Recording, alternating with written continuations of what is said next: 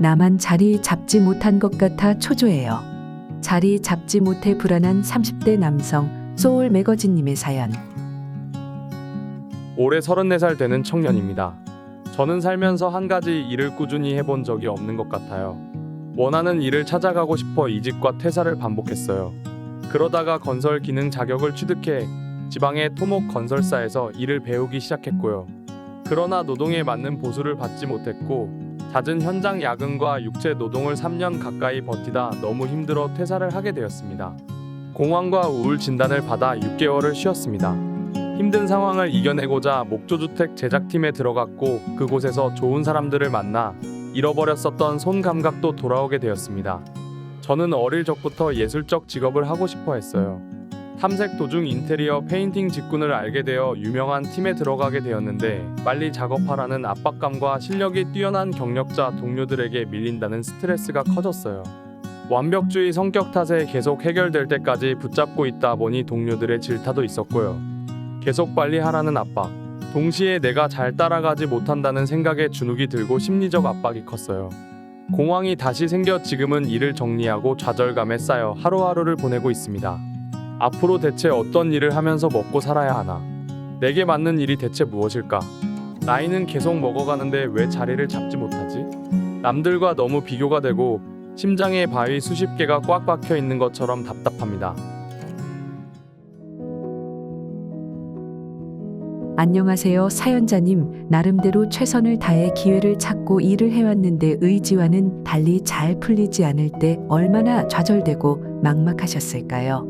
심장에 바위가 박혀있는 답답함이라는 표현에서 얼마나 고통스러운지 가늠이 되었어요.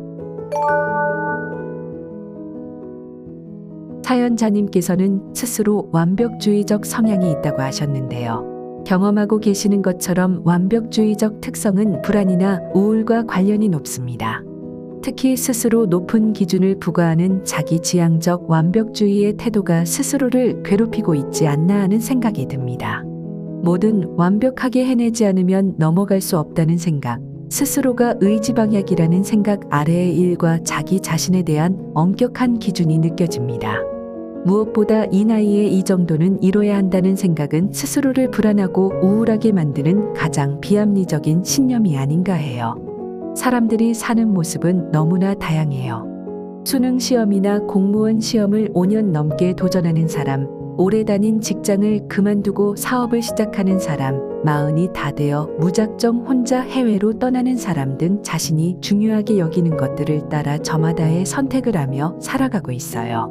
특정 나이에 무엇을 얼마만큼 쌓았는지와는 상관없이 말이지요. 어떤 모습도 옳다 그르다 판단할 수 없어요. 삶에는 정답이 없고 각자의 기준과 가치가 중요할 뿐이기 때문입니다. 그렇다면 덜 불안하고 덜 우울하게 살 수 있도록 나와 일에 대한 기준을 조금 낮춰보는 것은 어떨까요? 나 자신과 일에 대해 엄격함을 조금 내려놓는 방향으로요. 어린 시절부터 미적, 예술적 직업에 대한 욕구가 있었다고 하셨어요. 아마 다른 많은 분들 또한 순수하게 하고 싶은 일과 현실적으로 해야만 하는 일 사이에서 고민이 많으시리라 생각됩니다. 현실만 보고 밥벌이를 하자니 내가 원하는 것을 내려놓기가 쉽지 않고, 그렇다고 원하는 것을 쫓으려니 먹고 사는 일도 중요한지라 꾸준히 하기가 쉽지는 않아요. 어느 쪽이든 일을 잘해서 인정도 받고 큰 보상을 받는 단계까지 가는 건 아득하게 느껴지고요. 결국 어떤 선택을 해도 고단하고 힘들기는 매한가지일 거예요. 힘듦의 종류가 다를 뿐이겠지요. 두 가지를 동시에 충족시킬 수 있는 상황이 아니라면 어떤 것을 쫓을까 보다 어떤 것을 포기할까를 우선적으로 고려할 필요가 있어요. 시기와 상황마다 내가 중요하게 생각하는 게 다를 것이고 또 덜 중요한 것들을 제외하고 나면 내가 정말로 집중해야 할 것이 무엇인지 보이기 때문입니다. 근본적인 변화를 위해서는 이 정도는 해내야지라는 마음을 내려놓는 연습이 필요할 것 같아요. 한 심리학 연구에서는 의도적인 실수가 완벽주의를 내려놓는 데에 도움이 될 수 있다고 합니다.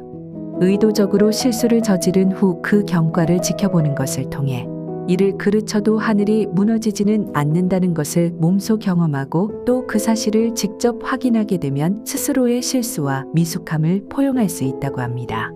자신의 행동과 그로 인해 일어나는 일들을 거리를 두고 지켜보세요. 서투름과 실수는 필수 불가결한 과정이라는 것을 천천히 받아들일 수 있도록 말이죠. 중요한 건 그런 시행착오 속에서 배우고 깨닫기를 멈추지 않아야 합니다.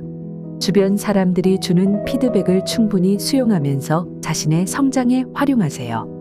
다른 사람의 강점을 관찰하면서 흡수해도 좋고요. 그 과정 자체에 가치를 둘 수 있다면 더 이상 스스로 한심해야 하는 완벽주의자가 아닌 천천히 성장하는 사람이 되어 있겠지요. 나이가 주는 가장 큰 가치는 눈에 보이는 이력이 아닌 그 시간만큼의 경험입니다.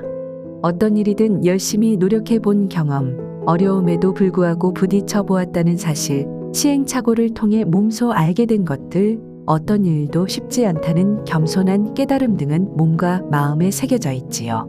그 경험과 배움이 앞으로 어떻게 도움이 되고 연결될지는 아무도 모릅니다.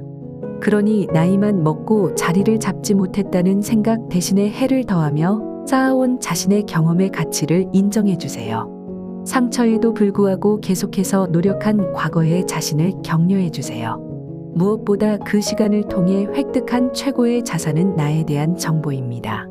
여러 가지 시도와 상처 속에서 나는 어떤 사람인지 데이터가 쌓여왔기 때문이에요. 나는 이런 부분이 좀 약하구나, 의외로 나는 이런 부분을 좋아하네 등등 직접 뛰어들지 않았으면 알 수 없었을 나에 대한 이해도가 높아져 있다는 뜻이지요.